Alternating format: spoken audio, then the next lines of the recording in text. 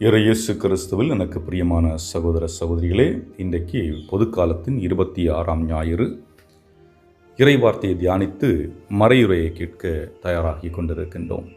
இன்றைய நற்செய்தியை பார்க்கின்ற பொழுது செல்வந்தனும் லாசரும், இந்த இருவருக்கும் இடையில் ஏற்படுகின்றது என்னவென்றால் அலட்சியம்.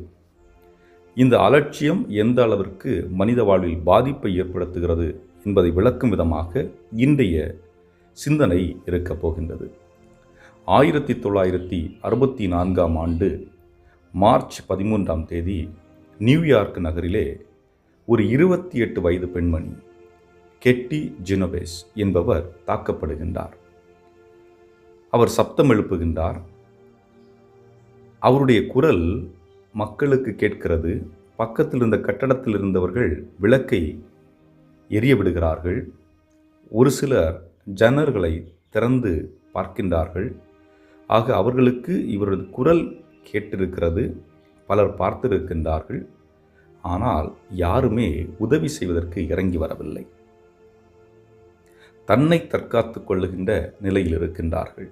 இந்த பெண்மணி மீண்டும் மீண்டும் அழைத்து பார்க்கின்றார். ஆனால் யாரும் வரவில்லை.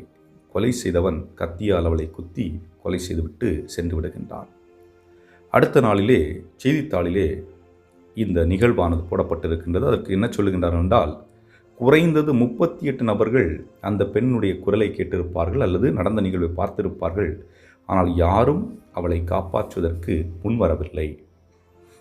இதற்கு ஒரு சிலர் என்ன காரணமாக இருக்கலாம் என்றால், அவர்கள் பயத்தினால் முன்வரவில்லை என்றும், ஒரு சிலர் மற்றவர்கள் உதவி செய்வார்கள், நாம் எதுக்கு இதில் தலையிட்டு என்றும், இன்னும் ஒரு சிலர் அலட்சியத்துடனும் நடந்து கொண்டிருக்கலாம் என்று ஒரு கட்டுரையானது போடப்பட்டிருக்கின்றது. இந்த நிகழ்வு இங்கு மட்டும்தான் நடக்கிறதா என்று எண்ணி பார்த்தால் இல்லை. இந்த அலட்சியம் என்பது இன்று பல இடங்களில், பல ஊர்களில், பல நாடுகளில் நிகழ்ந்து கொண்டிருக்கிறது.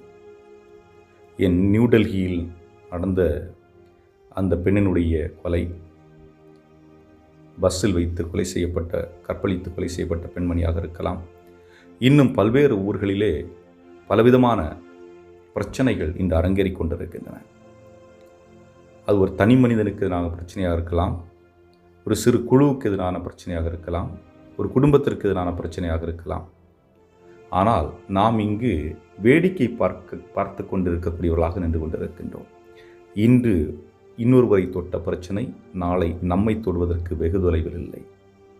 ஒருவருக்கு பிரச்சனை இருக்கின்ற பொழுது நாம் அங்கே அவர்களுக்கு உடனிருந்து உதவி புரிந்தோம் என்றால் இந்த பிரச்சனைகளை நாம் சுமூகமாக கையாள முடியும். என்றால் நாளைக்கு நமக்கு பிரச்சனை வருகின்ற பொழுது நமக்கு பாதுகாப்பாரம் கொடுப்பதற்கு மனிதர்கள் இருப்பார்கள். ஆனால் இன்று நமது அருகில் இருக்கின்றவர்கள் அழிக்கப்பட்டு கொண்டிருப்பதை நாம் வேடிக்கை பார்த்து கொண்டிருக்கின்ற அலட்சியம் என்பது நாளை அது நமக்கு எமனாக வந்து நிற்கும் என்பதில் எந்த மாற்று கருத்தும் இல்லை. ஆகவே அன்புக்குரியவர்களே, இன்றைக்கு இந்த செல்வந்தன் லாசர் என்ற இரண்டு கேரக்டர், இதை நாம் எப்படி பார்க்கின்றோம் என்றால், இந்த செல்வந்தன் என்பவன் அரசியல், அதிகாரம் இவைகளில் இயங்கக்கூடியவர்களாக இருக்கின்றார்கள். லாசர் என்பவர் அலட்சியப்படுத்தப்பட்ட மக்களாக இருக்கின்றார்கள்.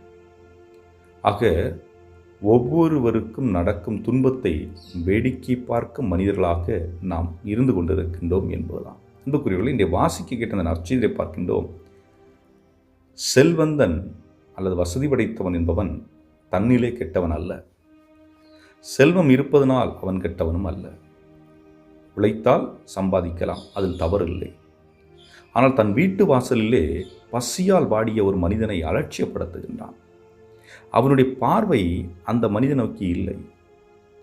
அவன் பசியில் துன்புற்று கொண்டிருக்கின்றான், மறிக்கப் போகின்றான் என்ற ஒரு உணர்வு கூட இல்லை. இவனிடம் பணம் இல்லையா, சொத்து இல்லையா, உணவு இல்லையா, கொடுத்திருக்கலாமே. ஆனால் அவனுடைய பார்வை அந்த ஏழையை நோக்கி இல்லை என்பதுதான். ஆக அந்த அலட்சிய போக்கு என்பது பாதிப்பை ஏற்படுத்துகிறது. இந்த அலட்சிய போக்கு செல்வந்தனுக்கும் ஏழைக்கும் இடையே மட்டும்தான் இருக்கிறதா என்றால் இல்லை. இன்று குடும்பங்களிலே கணவன் மனைவி இடையே இது அதிகமாக இருக்கிறது. அலட்சிய போக்கு. விருப்பம் இருந்தால் சாப்பிடு, வேணா செய், கைகால் வலியா வேணா ஹாஸ்பிட்டலில் போய் பார்த்துக்க என்று ஒருவர் மற்றவர் மீது அக்கறை எடுக்காத ஒரு சூழல். காரணம் என்ன? புரிந்து கொள்ள முற்படுவதில்லை. எனக்கு தேவையானது எனக்கு கிடைத்தால் போதும்.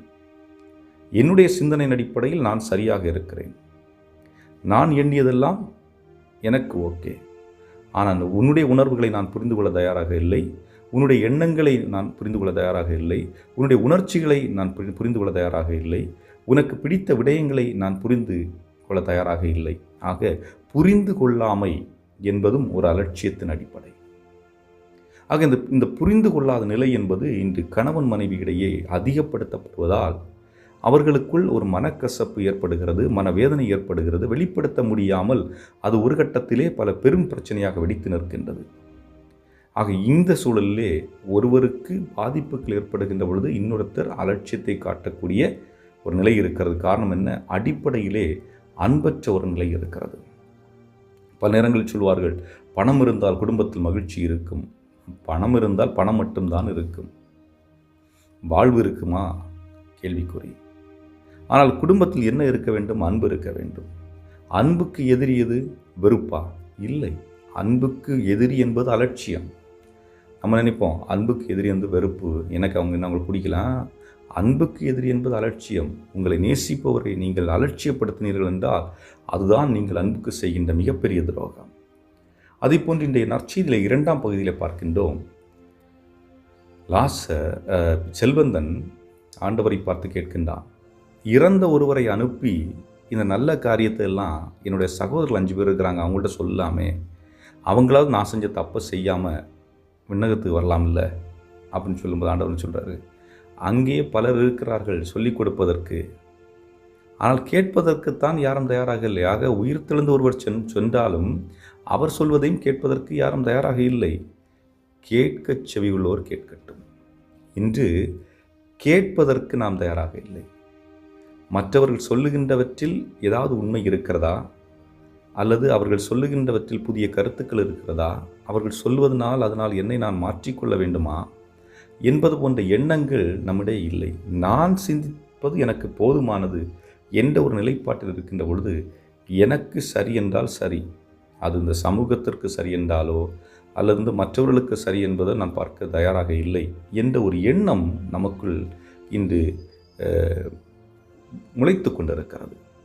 ஆகவே அதுவும் ஒரு பாதிப்பை ஏற்படுத்துகிறது என்பதுதான். ஆகவே அன்புக்குரியவர்களே, இந்த உலகத்தில் அலட்சிய போக்கை நாம் அப்புறப்படுத்த வேண்டும். இந்த அலட்சிய போக்கு என்பது குடும்பத்தில் இருந்தாலும் சரி, அல்லது ஒரு ஏழையை பார்க்கின்ற பொழுது இருந்தாலும் சரி, அவற்றை அப்புறப்படுத்திவிட்டு நம்மால் முடிந்த உதவிகளை நாம் செய்ய வேண்டும்.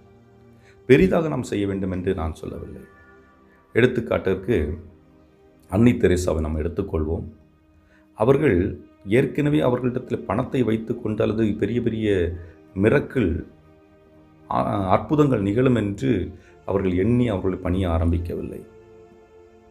மாறாக ஏழைகளிடத்திலே, நோயிற்றிருந்த மனிதர்களிடத்திலே, தொழுநோயாளிகளிடத்திலே, முதியவர்கள் வீட்டில் ஒதுக்கப்பட்ட மக்களிடத்திலே இயேசு இருக்கிறார் என்பதை உணர்ந்து அவர்களுக்கு பணிவிடை செய்தார், அன்பு செய்தார். அவர்களை அன்பு செய்து நேசித்து அவர் செய்தார். இதைத்தான் தூய வின்சென்ட் தி பவுல் அவர்களும் செய்தார்கள். மற்ற ஏழைகளுடைய துன்பத்திலே இறைவன் இருக்கின்றார் என்பதை உணர்ந்தார், செயல்படுத்தினார். இதுதான் ஆண்டவர் இயேசு கிறிஸ்து சொல்லுகின்றார், எப்பொழுது நீ என் பெயரால் மற்றவர்களுக்கு எதை செய்கிறாயோ அப்பொழுது அதை எனக்கே செய்கிறாய் என்று சொல்லுகின்றார். ஆக இந்த உலகில் நாம் வாழுகின்ற இந்த சூழலிலே நம்மை சுற்றி என்ன நிகழ்கிறது, நம்மை சுற்றி இருக்கின்றவர்களுக்கு இது தேவையாக இருக்கிறது என்பதை உணர்ந்து நாம் செயல்பட அழைக்கப்பட்டிருக்கின்றோம். அன்புக்குரியவர்களை சிந்தித்து பார்ப்போம். நான் உண்மையிலேயே சூழலுக்கு ஏற்றாற்போல் என் அருகில் இருக்கின்றவர்களுடைய உணர்வுகளை புரிந்து வாழ்ந்து கொண்டிருக்கின்றேனா? முதலில் என்னை ஏற்றுக்கொண்டிருக்கின்றேனா? என்னை ஏற்றுக்கொண்ட பின்பு எனக்கு அடுத்திருப்பவர்களை ஏற்றுக்கொள்ளுகின்றேனா என்பதை சிந்தித்தவர்களாக இந்த நாளில் தொடர்வோம். என்றும் வாழும் எல்லாமல்ல இறைவா, உம்முடைய அன்பின் கொடையை ஒவ்வொரு நாளும் எங்களுக்கு கொடுத்து கொண்டு வந்து கொண்டிருக்கின்றீர். ஆனால் நாங்கள் தான் உம்மை விட்டு விலகி எங்களுடைய சுய எண்ணங்களுடைய சுய விருப்பத்திற்கு முக்கியத்துவம் கொடுத்து சென்று கொண்டிருக்கின்றோம். தேவையற்ற நேரத்திலே தேவையற்ற சிந்தனைகள், இவைகளினால் ஏற்படக்கூடிய பாதிப்புகள் ஆகவே இவற்றிலெல்லாம் இருந்து எங்களை விடுவித்து நாங்கள் உம்முடைய அன்பினும் அரவணைப்பை நிறைவாக பெற்று வாழக்கூடிய ஆற்றலை மரளின் தந்தருள எங்கள் ஆண்டவராய் கிறிஸ்து வழியாக மன்றாடுகின்றோம். ஆமென்.